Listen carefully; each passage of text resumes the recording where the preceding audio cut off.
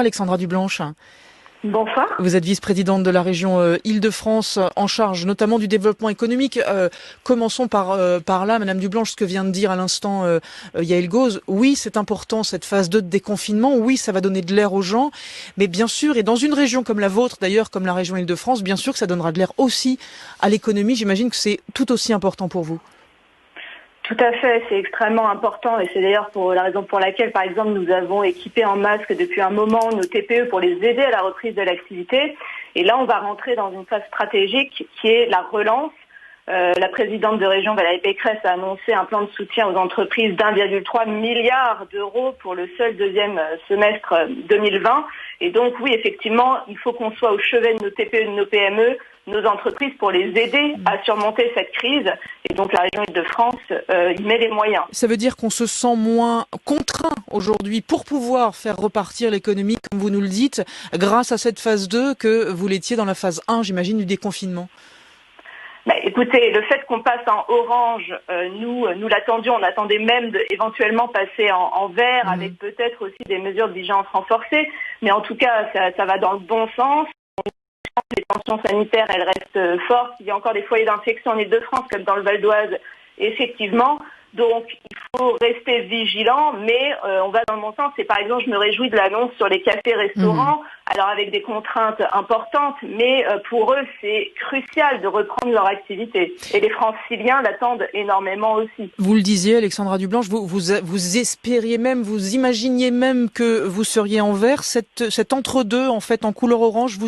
Vous dites que vous, c'est quoi? C'est légitime et au fond, c'est un bon compromis au stade où on en est aujourd'hui en Île-de-France?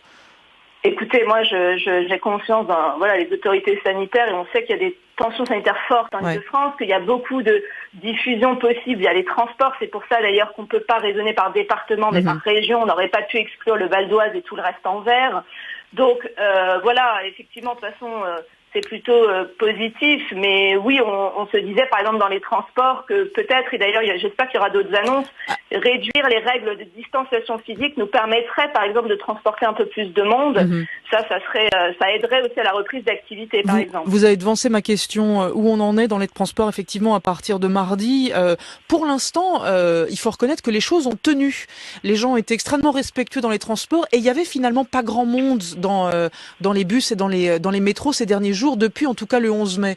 Est-ce qu'on peut tenir une distance plus longue dans le respect des mesures de sécurité dans les transports? Est-ce qu'on peut imaginer prendre plus de gens qui vont travailler à partir de mardi?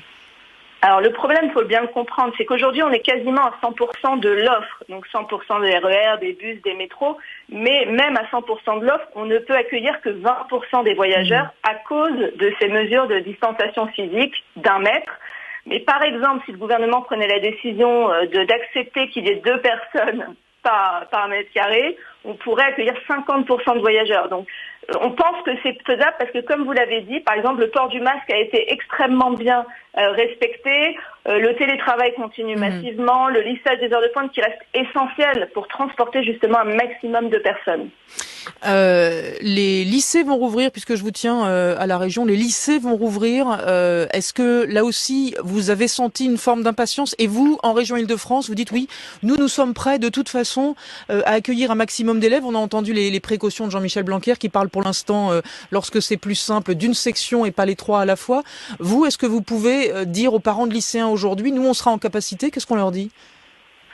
Alors, moi, je n'ai compris du discours du Premier ministre que c'était que les lycées pro, pour l'instant, en Île-de-France, dans les zones oranges. J'avais mon conseil d'administration dans les zones oranges, vous avez raison. de mon lycée, par exemple, cet après-midi, et je disais aux parents, nous sommes prêts. C'est-à-dire, nous avons tout désinfecté. Il y a eu 600 000 litres de détergent virucide. On a les masques, les gants, les blouses pour nos agents qui ont fait un formidable travail. Du gel hydroalcoolique, on est prêt. Là, j'ai entendu que c'était les lycées professionnels. Nous, on était pour la réouverture des lycées dans leur ensemble, car il faut absolument renouer ce contact pédagogique avec tous les élèves qu'on a perdus de vue.